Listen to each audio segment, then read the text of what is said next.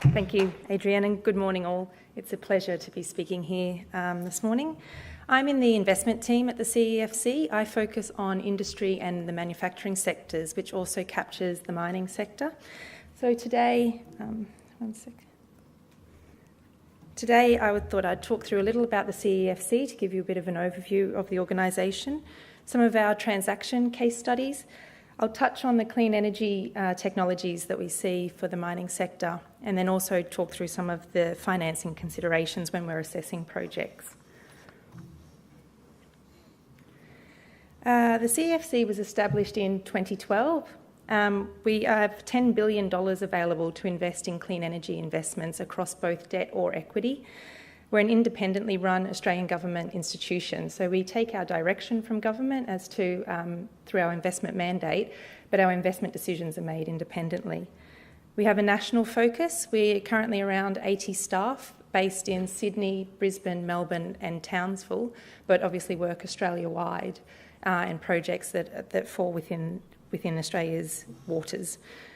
Our investment team is largely made up of ex-bankers, so across a wide background, either project finance, bond markets, fund management or startup capital, venture capital background. So really broad range of experience within the investment team to be able to design financing structures for different projects that are clean energy. This slide shows our investment platforms. So we've broadly categorised them across three strategic areas. Low carbon electricity is dealing with cleaner power solutions, so looking at how we can address cleaner energy supply. Energy efficiency is looking at how we can use energy better. And then the transport sector is a key focus area given that it's a large source of greenhouse gas emissions and an area that we're keen to try and work with to try and address the amount of carbon that's emitted from that sector. The resources sector, as I mentioned, currently sits under industry and manufacturing, but really the scope of clean energy investment in the resources sector spans across all three of those areas, cleaner energy solutions, energy efficiency, and also the transport sector as well, thinking about the use of biofuels perhaps in mining operations and electric and hybrid vehicles for mining transport. These are some of the ways in which we invest. So CEFC direct investments, in a lending, in a debt sense, then we look at both bilateral and syndicated loan facilities. We can look at direct equity, although to date we haven't invested in any direct equity investments. Our debt markets platform, we've invested in at least 5 green bond issuances across a range of different sectors and issuers. And we've also established energy efficiency programs with 3 of the 4 major Australian banks for small-scale energy efficiency loans. We have invested in funds which are to try and drive clean energy outcomes and clean energy targets of those funds. And the Innovation Fund, which was established in the last 12 months and is a joint collaboration with ARENA, where we look at early-stage capital and early-stage funding required to get those projects off the ground.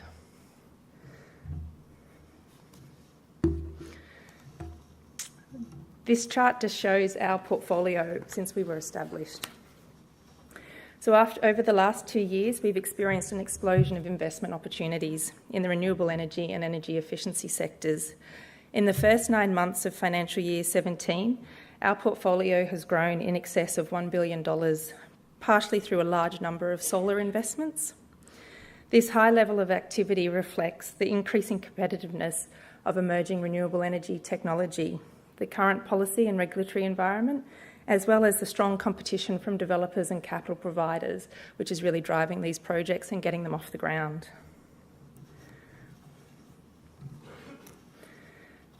Now I'll move on to our transaction case studies.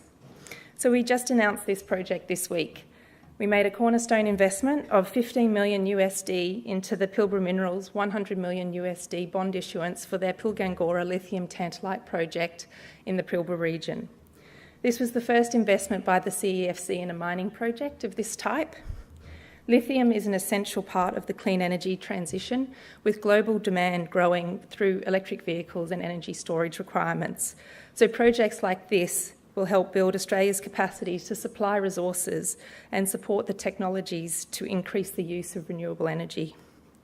So the CFC, we can invest also in inputs into the clean energy sector, and we can support the entire supply chain so that we can move towards and transition to that lower carbon economy. The DeGrussa solar project, which Ivor has spoken about, CEFC invested up to $15 million in that project also, an integrated off-grid solar and battery storage project.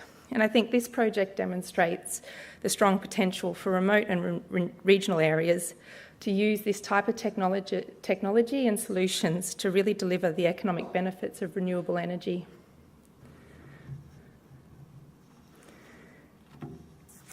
In respect of our large-scale solar PV investments, we've committed to 23 projects across Australia, aggregating to approximately $500 million in investments. Our commitments are supporting $1.5 billion in project works, which helps consolidate solar as one of Australia's leading energy technologies and sectors. We've experienced strong activity in Northern Territory, Queensland and New South Wales, and we're expecting this high level of solar development activity to continue across Australia.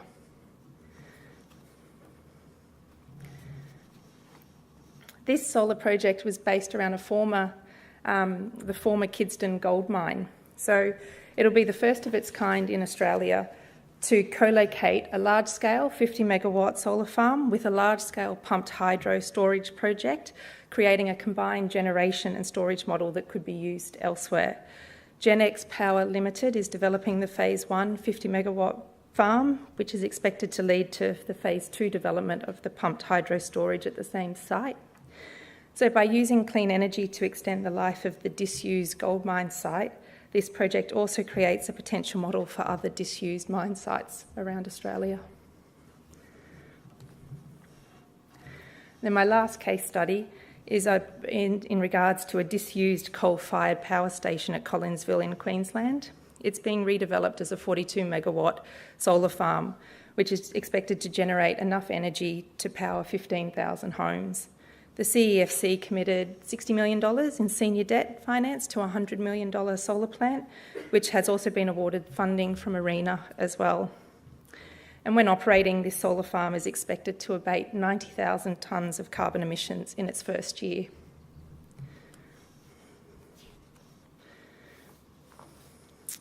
So as I mentioned, the CEFC can invest not only in clean energy technologies, but also the inputs that make up the clean energy supply chain, and we see a lot of opportunities in the mining sector. Exploring opportunities to provide clean energy commodities to the global supply chain, the Pilbara Minerals project is a good example of that. We also think about on-site renewable energy as being a natural player in the mining sector. It can provide local generation of energy, long-term price stability, reduce the exposure to carbon risk, and cheaper source of energy. There are also opportunities for energy efficiency of operations, which can help with cost competitiveness and maintain and reduce emissions, while also considering mining transport and vehicles as an area for potential opportunities and the use of biofuels to support those operations as well. This slide actually comes from the Bloomberg New Energy Finance Report forecasting global electric vehicle sales to 2040. The table provides estimates of the impact of electric vehicle demand on selected minerals to 2030. According to Bloomberg, if battery chemistry remains similar to current technology, the impacts on material inputs in battery packs will drive up demand for lithium, cobalt, nickel and manganese for electric vehicles from 15,000 tonnes to nearly 1 million tonnes by 2030. There was a 2013 Geoscience Australia study and the recent CSIRO Low Emissions Technology Roadmap, which both pointed to Australia's ability to provide critical commodities which can be used in the clean energy supply chain. So the global clean energy transition is not just about generating cleaner power. It's about the development of a strong supply chain to further enable Australia and the world to transition to a lower carbon economy. This slide follows on from the earlier slide and has a few potential examples of the types of technologies that we see relevant to the mining sector. My takeaway from this slide is that the application of clean energy technologies is very broad. Some of these may resonate more or less with you depending on your business operations and your focus areas. But I think it's important just to realise that there is a really broad scope of potential technologies that can be applied in a lot of different ways. And then I'll lastly just move on to some of the considerations for financing. So what are the typical factors that financiers look at when assessing potential projects? Assessment of the project factors. We're looking at the construction and the operating risks. What's the timeframes for those and what are the risks involved? Where are the revenue streams? How stable are they? What's the cost base? How competitive is the cost base? What access is there to all the essential services required? Specifically in mining, looking at resources and resource and reserve deposits, the strength of the management team, etc. So a full, complete analysis, I suppose, of all the different factors that go into that project.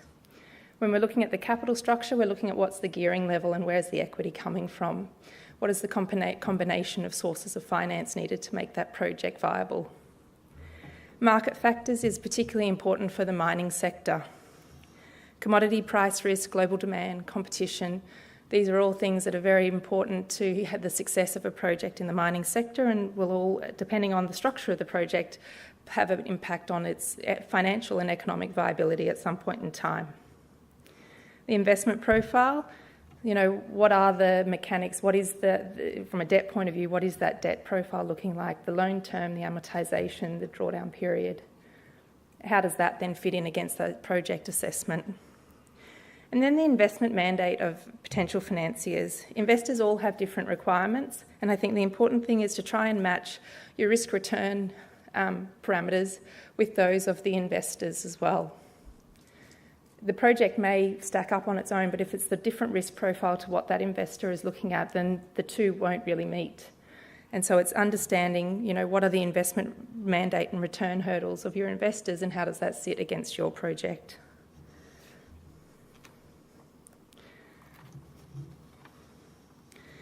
This slide just points to some of the areas that have implications for finance options, which may need to be considered when developing a project. In actual fact, they all overlap, and it's a little bit iterative to work through them, but still all very relevant and all things that need to be considered, usually at the outset. So due diligence. If you're looking at a project finance transaction, then there's extensive due diligence required. It can be very costly and time-intensive to produce it. The benefit is that the project's very well analysed. There's a ton of advisors and bankers looking at it, but it does add a lot of cost and time. And so that may then impact on your structuring options. If you're looking at project finance, then that's one solution. Going to the bond market, then you've got a question, is it Australian or international bond market? Again, different tenors are available depending on which market you go through, but also different issuance requirements. And different currencies potentially, so thinking about those types of things. Then, depending on the nature of the borrower or the project, a corporate loan style facility may also be appropriate. So trying to work through what is the right bankable sort of structure against what equity or the project developer needs to try and satisfy, coupled with the due diligence requirements and the time. And then also picking up on that point previously about investment mandate or debt appetite. The mining sector is a very specialist, tends to be a very specialist area for financiers. So identifying where the appetite is for investors in that space and what type of structure they're going to be comfortable with for the type of project and the risk profile of the project. And then lastly, some factors to consider for clean energy investments specifically. So what is the technology itself? Newer, untested technologies will be higher risk for a financier to look at, whereas the usual suspects of solar, wind and so forth have very established, very well-known cost and technical risk profiles that can be easily priced and managed. So understanding, where the technology sits on the risk profile. Then how to finance it. If the clean energy element can be separated or slightly stand alone from the core project, then it may be an option to try and ring fence or finance that separately so you can take advantage of that different cost profile or risk profile depending on the project. The economics of the clean energy investment, we're seeing the costs coming down substantially and continuing to do so, particularly in the solar and storage space. With the use of clean energy, we think that it is certainly economic and technically viable. So it's a matter of just assessing those projects and seeing how they can work for the business itself.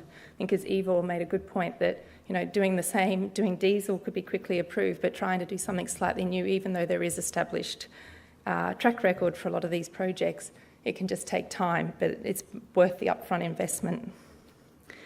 And then just the system reliability. So at this stage, it's about getting the right size system and using that for the energy that's generated in the operations at the site as appropriate. It's not 24/7 at the moment, but, watch this space, that may come. But at this stage, making sure that you right size and match your demand with your load and marry up the solution with the needs. So that's it from me.